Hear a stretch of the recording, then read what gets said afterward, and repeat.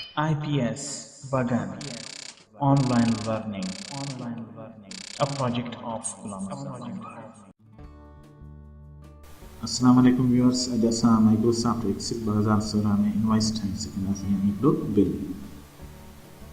Column जी रो number 1 यानी sale number G1 में बी करे असां लिखंदासीं इनवॉइस पोइ असां जी ऐं एच खे सिलेक्ट कंदासीं मर्ज एंड सेंटर कंदासीं यानी ॿई खाना पाण मिली वेंदा उन खां पोइ असां अची करे एंड राइट उन खां पोइ असां साइज़ रखंदासीं 24 उन खां पोइ असां इन सॼी रो खे सिलेक्ट करे ईंदासीं पोइ ईंदासीं हिते बॉर्डर्स में अची करे मोर बॉर्डर्स हितां अची करे असांजो हीअ आहे बॉटम बॉर्डर में क्लिक कंदासीं उन खां पोइ ओके जंहिंजे हेठां असांजो बॉर्डर अची वेंदो उन खां पोइ असां हिते बी करे लिखंदासीं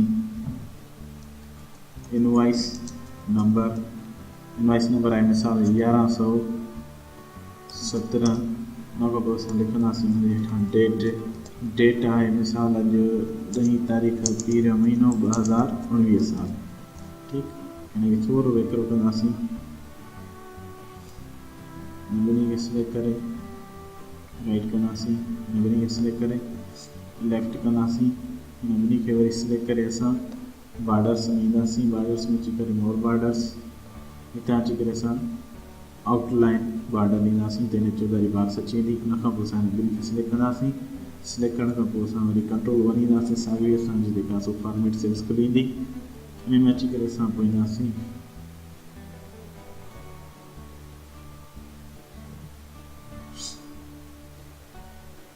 हिन ॿिन्ही खे सिलेक्ट करियो ॿिन्ही खाननि खे उन खां पोइ असां ईंदासीं हितां शेडिंग में अची करे हितां असां ही वाइट बैकग्राउंड वन डार्कर 15% ॾींदासीं हाणे हिन जे विच में असां विथी ॾियणी आहे इनवॉइस नंबर ऐं डेट 1000 किलो जी विथी न अचे त हुन लाइ असां डेट खे सिलेक्ट कंदासीं पोइ ईंदासीं असां हिते बॉर्डर्स मोर बॉर्डर्स उन खां पोइ असां ईंदासीं हितां वाइट कलर खणंदासीं शो यानी बॉर्डर में ॾींदासीं पोइ हितां टॉप बॉर्डर उन खां पोइ अची वियसि लकीरनि जे विच में अची सभु अलॻि अलॻि थी बीठा अने हेॾां बीह करे असां दुकान या कंपनी जो नालो लिखंदासीं GM कंप्यूटर शॉप उन खां पोइ हिकिड़ी लाइन छॾे करे पोइ लिखंदासीं एड्रेस शॉप नंबर 15 सिटी बगन मोबाइल नंबर लिखंदासीं कॉन्टेक्ट 0314772159 उन खां पोइ email address लिखंदासीं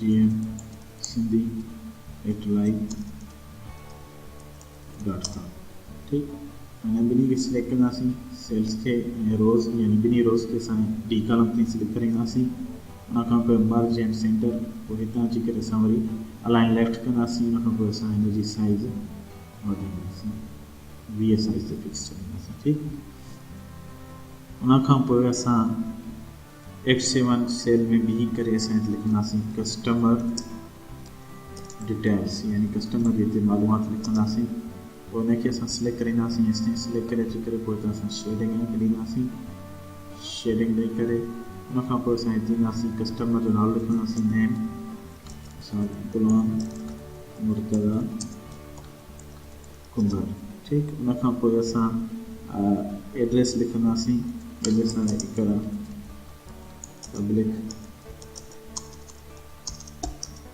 school mobile number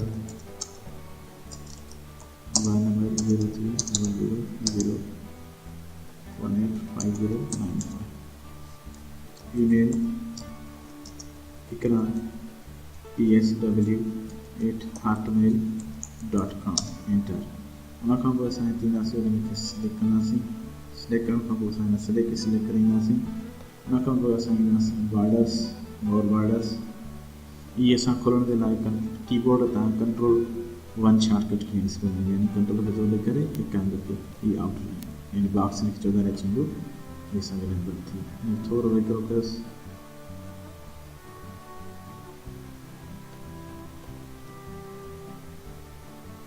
रखी उन खां पोइ असां ईंदासीं रोल नंबर 14 ते हिते बीह करे असां लिखंदासीं सीरियल नंबर, उनखां पोइ असां लिखंदासीं पर्टिक्यूलर्स, पोइ ॿ कालम ख़ाली छॾींदासीं, टे ते लिखंदासीं यूनिट्स यानी क्वांटिटी, उनखां पोइ असां लिखंदासीं यूनिट प्राइस, उनखां पोइ असां लिखंदासीं टोटल्स यानी जिते टोटल रक़म निकिरे। हाणे असां हिनखे सिलेक्ट कंदासीं हेसि ताईं, सिलेक्ट करे पोइ असां सेंट कंदासीं बोल्ड, ऐं हिते जेके असां टे कालम छॾिया आहिनि टे खाना पर्टिकुलर्स खां हिनखे सिलेक्ट कराईंदासीं, हेठि हलंदासीं जेसिताईं असांखे आदत लिखणा हुजनि या जेतिरो जेको असांजो बिल हुजे मिसाल सां हिते एतिरो था कयूं, हिनखे सिलेक्ट करे पोइ असां ईंदासीं अलाइनमेंट में मर्ज and centre J more arrow ते क्लिक कंदासीं, उनखां पोइ मर्ज अक्रॉस करण सां छा थींदो, टे कालम जेके टे खाना आहिनि उहे मिली करे हिकु थी वेंदा। अहिड़े हिसाब सां वरी टोटल्स खे यानी कालम जी एश हिनखे सिलेक्ट करे असां हेसि ताईं ईंदासीं, हिनजे बराबरि हिनखे बसि साॻी तरह मर्ज क्रॉस कंदासीं, ठीक है।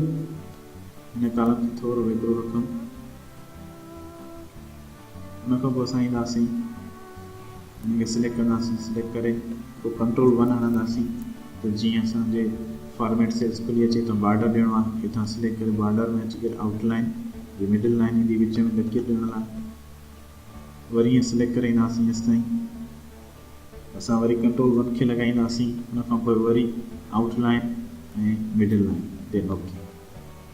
सीरियल नंबर हिकु लिखंदासीं, अदद लिखंदासीं जेको विकिणियूं सिस्टम यूनिट यानी CPU घणा वधाइणा, हिकिड़े जी क़ीमत आहे 12,000 रुपया। हाणे टोटल में बीह करे असां हिन जी टोटल रक़म कढंदासीं, सो उन जे लाइ असां फार्मूलो लॻाईंदासीं फंक्शन इफ जो यानी सम जो फंक्शन लॻाईंदासीं बराबरि सम लेफ्ट ब्रैकेट। हाणे असां ॾिसंदासीं त यूनिट्स सीरियल नंबर 1 जा किथे यानी क्वांटिटी किथे पई आहे, कालम ई रो नंबर 5 यानी हिन सेल जी एड्रेस आहे, रेफरेंस एड्रेस आहे कालम ई रो नंबर 15 यानी E15, या असां हिन ते क्लिक कयूं माउस सां लेफ्ट क्लिक सां त असांजी हिन जी एड्रेस हिते अची वेंदी E15। उनखां पोइ असां ज़रब जी निशानी ॾींदासीं यानी स्टार कीबोर्ड तां इहो आहे ज़रब जो कमु कंदो। उनखां पोइ असां यूनिट प्राइस ॾिसंदासीं छा में पई आहे, कालम F रो नंबर 15, हिन ते बि असां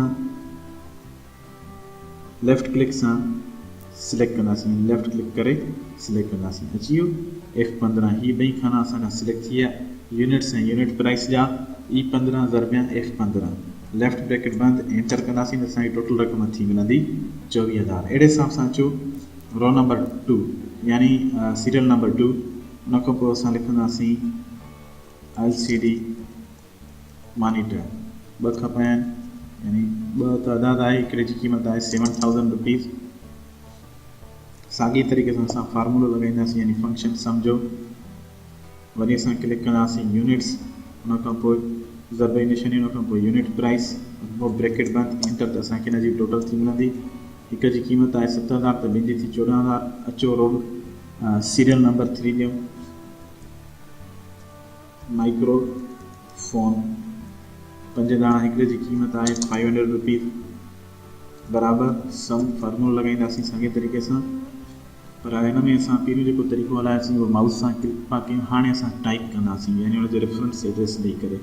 हाणे असां माइक्रोफोन जी ॾिसंदासीं यूनिट्स किथे पिया आहिनि, कालम ई रो नंबर 17 लिखंदासीं, कालम ई रो नंबर 17 असां सिलेक्ट थी वियो ही हिन जी यूनिट्स।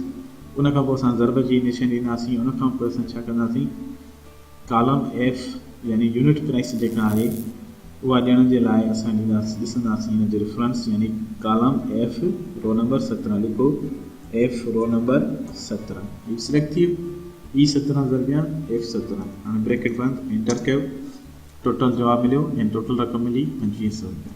अहिड़े हिसाब सां नंबर चौथों प्रिंटर 2 दाणा, हिकिड़े जी क़ीमत आहे 25,000। वरी असां हिते अची करे ऐं जो ॿियो तरीक़ो आहे यानी हिन जा असां 2 तरीक़ा सिखियासीं, हिकिड़ो माउस सां क्लिक करे असां हुनजी एड्रेस सेल जी खणूं पिया, ॿियो तरीक़ो असां कयोसीं टाइप करे। हाणे असां टियों तरीक़ो कंदासीं कीबोर्ड न एरोस खे इस्तेमालु करे बराबरि सम।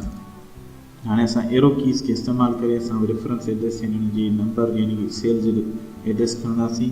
हाणे असां ॾिसंदासीं त 2 जेकी आहिनि उहे आहिनि अरिड़हं में ऐं यूनिट्स प्रिंटर जा पिया आहिनि इहे 18 में।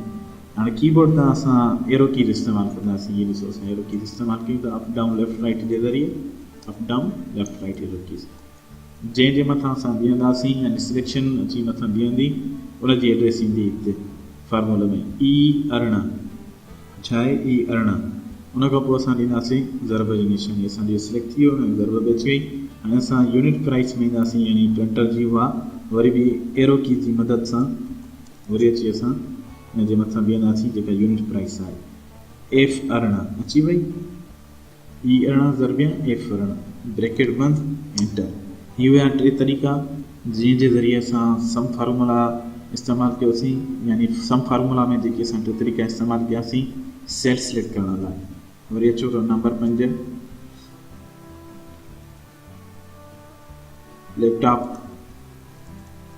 था वठूं घणा हिकु दाणो हिकिड़े जी क़ीमत आहे 65,000। राइट एरो खे दबाईंदासीं। हा हीअ त ॾिसो त असांजी ऑटोमेटिक हिन जो फार्मूला लॻी वियो। छा ऑटोमेटिक सम जो फार्मूला हिते असांखे फार्मूला बार में ॿुधाए थो बराबरि सम E19 ज़रबिया F18। हीअ आहे E19 ऐं हीअ आहे F18। हीअ आहे असांजो नेम बॉक्स जिते असांखे हिनजी एड्रेस ॾींदो। ठीकु आहे। अहिड़ी तरह सां असां ऑटोमेटिकली माइक्रोसॉफ्ट एक्सेल जेके बराबरि ॿिनि कॉलम्स में अहिड़ी तरह फार्मूलो लॻंदो ईंदो आहे त उनखे ऑटोमेटिकली पाण एड करे छॾींदो आहे यानी फार्मूलो अप्लाई करे छॾींदो आहे। हाणे अचो त हिनखे असां वधीक सेटिंग ॾियूं। असांखे ॼाण आहे जीअं असांखे ख़बर आहे त माना हर मुल्क जी पंहिंजी करंसी थींदी आहे हुनजो हिकिड़ो निशान थींदो आहे। जीअं डॉलर जी निशान आहे एस, रक़म ॾाढो एस ईंदी आहे त यानी हुनजी क़ीमत डॉलर जे हिसाब सां थींदी आहे। दुबई जे हिसाब सां दरहम ई ॾींदो आहे हुन। ठीकु। यूरोप में यूरो। अहिड़े हिसाब सां असां पाकिस्तान जो आहे PKR सिलेक्ट कंदासीं असां हिनखे। पोइ असां ईंदासीं नंबर में अची करे जनरल में अची करे मोर नंबर फॉर्मेट। उनखां पोइ असां अकाउंटिंग में अची करे हिते असां PKR टाइप कंदासीं। क्लिक कंदासीं हिनखे सिलेक्ट करियो PKR खे। हीअ असांजो सिम्बॉल ईंदो यानी निशान ईंदो रक़म जो यानी पाकिस्तानी रुपीज़ में। हाणे अचो हिनखे थोरो विकिरो कयूं त जीअं इज़हार थिए असांजी। ठीकु। हाणे बराबरि थी वियो। उनखां पोइ असां छा कंदासीं हिते बीह करे लिखंदासीं टोटल बिल यानी टोटल बिल छा थो थिए। हुन जे लाइ असां वरी ईंदासीं हिनखे ॿिन्ही खे मर्ज कंदासीं कॉलम G ऐं H जे सेल्स खे पुराणे में मर्ज एंड सेंटर। हाणे हिते बीह करे बराबरि सम। हाणे असां छा कंदासीं हिन सभिनी जी रक़म टोटल खणी आहे त हुनजे लाइ असां ॾिसंदासीं त पहिरीं रक़म यानी पहिरियों अदद कहिड़े हंधि हुनजी टोटल रक़म पहिरीं अदद जी किथे पई आहे उहा पई आहे कॉलम G रो नंबर 15। या त असां टाइप कयूं या त अची असां हिनखे क्लिक कंदासीं माउस सां त असांजो अची वेंदो या त एरो की जी मदद सां असां अची सिलेक्ट कंदासीं। ठीकु अची वियो G15। हिन में एश न ईंदी छो जो एश मर्ज थियल आहे G में। इन जे करे जॾहिं बि असां मर्ज कंदा आहियूं ॿ कॉलम पाण में यानी ॿ खाना ॿिनि कॉलम जा त हुनजो पहिरियों जेको कॉलम हूंदो आहे जीअं हिन जो G कॉलम आहे इन में मर्ज थियल आहे एश। सो रेफरेंस एड्रेस में हमेशह असांजी G ईंदी एश न ईंदी। उनखां पोइ असांखे सभु ई टोटल करणा आहिनि सभिनि खे त हुनजे लाइ असां कीबोर्ड तां कोलन जी निशानी ॾींदासीं शिफ्ट खे ज़ोर ॾेई कोलन। हाणे असां आख़िरी रक़म ॾिसंदासीं त उहा कहिड़ी आहे। उहा आहे अदद लैपटॉप जी। हीअ आहे 65,000। हाणे हिन ते असां माउस सां लेफ्ट क्लिक कंदासीं त हिन सभिनि जी सिलेक्शन थी वेंदी जेकी बि रक़मूं आहिनि यानी G15 खां वेंदे एश 19 ताईं। हिनखे सभु आहे sales range sum of sales range यानी सेल्स रेंज जी हिकिड़ी सम असां कई आहे। हाणे असां ब्रैकेट बंदि कंदासीं त असांखे हिन जी टोटल रक़म थींदी आहे टोटल बिल 1,55,500। हिते PKR असांजो सिंबल ऑटोमेटिक अची छॾियो असां मथे ॾींदासीं। हिनखे असां सिलेक्ट कंदासीं राइट कंदासीं ऐं हिन ॿिन्ही खे सिलेक्ट करियूं बोल्ड कंदासीं। उन खां अलावा असां हिनखे सिलेक्ट कंदासीं रक़म खे वरी कंट्रोल 1 खे प्रेस कंदासीं कीबोर्ड खां। उनखां पोइ बॉर्डर में ईंदासीं हिन अची आउटलाइन देन ओके अची वियो। हाणे हीअ तमामु नंढी आहे हाइट हिननि जी रोज़ जी हिनखे थोरी वरी कंदासीं हाइट हिनखे सिलेक्ट करे ईंदासीं हितां अची करे असां मिडिल अलाइन कंदासीं त जीअं थोरी मथे थी वई लिखत। उनखां पोइ हीअ रोज़ आहिनि हिननि जी बि हाइट नंढी आहे हिन जे लाइ असां ॾींदासीं फॉर्मेट में अची करे रो हाइट 15 हिनखे असां 22 कंदासीं। ठीकु हिते थी वियो। अहिड़े हिसाब सां हाणे अची करे असां हीअ आख़िर रक़म आहे जेका टोटल बिल इनखे असां हितां अची करे हेठि कंदासीं। हिन खे सिलेक्ट करे और हितां अची करे सेंटर कंदासीं। थी वियो। हीअ असांजो इनवॉइस तयारु थी वई आहे माइक्रोसॉफ्ट वर्ड 2000 यानी माइक्रोसॉफ्ट एक्सेल 2016 में। हाणे आख़िरी कम ते कंदासीं जेकी असांजी ग्रिड लाइन्स आहिनि लकीरूं सनड़ियूं नज़र थियूं अचनि। इहे प्रिंट में त न ईंदियूं पर हिते असांखे डिस्प्ले में नज़र ईंदियूं। उन लाइ असां सिलेक्ट कंदासीं ऐं थोरो हेठि ईंदासीं। हेठि अची करे सभु सिलेक्ट थी वञनि। उनखां पोइ असां छा कंदासीं कंट्रोल 1 खे प्रेस कंदासीं त असांजी डायलॉग बॉक्स खुली ईंदी फॉर्मेट सेल्स जी। उनखां पोइ असां फिल्म ईंदासीं। फिल्म में अची करे पोइ इहे पैटर्न स्टाइल आहे। इनखां पोइ अची करे असां हिते क्लिक कंदासीं ड्रॉप डाउन। पोइ तव्हां अची करे सॉलिड खे सिलेक्ट करे ओके कंदासीं त जी बैकग्राउंड जेकी बि ग्रिड लाइन्स आहिनि अहिड़ियूं उहे हेठि वेंदियूं। ठीकु। हाणे अचो तव्हांजो प्रिंट करी वठूं। फाइल में अची करे प्रिंट खे क्लिक करियो। हीअ असांजो इनवॉइस जो लुक आहे बीठो। हिते अचो त वेझो कईंसि थोरो इनवॉइस। हिन तरह सां असांजा इनवॉइस ठाहिया वेंदा आहिनि माइक्रोसॉफ्ट एक्सेल में यानी बिल।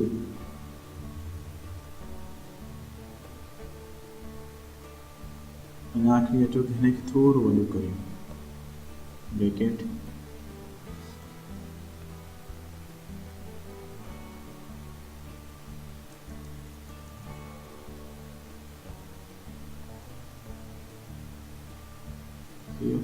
हाणे अचो त वरी हिन जो प्रिंट करी बनाए वठूं। हाणे इहे असांजो अची प्रिंट करियो। हीअ असांजो प्रॉपर हिकिड़ो इनवॉइस सिंपल तरीक़े सां तयारु थी वियो।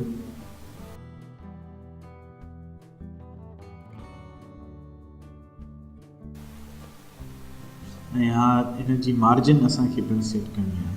हिकिड़ी इहा लेफ्ट पासे खां ऐं ॿी राइट पासे खां। राइट तमामु वॾी आहे, लेफ्ट घटि आहे। असांखे हीअ सेंट करिणो आहे यानी विच ते करिणो आहे। हुनजे लाइ असां ईंदासीं हिते नॉर्मल मार्जिन्स में अची करे कस्टमर मार्जिन उन में अची करे पोइ असां सेंटर ऑन पेज आहे जेको हिन में अची करे असां हॉरिज़ॉन्टली खे क्लिक कंदासीं ओके। ॾिसो हीअ सेंटर थी वियो। ॿिन्ही पासनि जो मार्जिन्स बराबरि थी वियसि।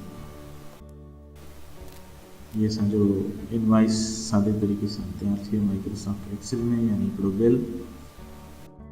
Thanks for watching. अल्लाह हाफ़िज़।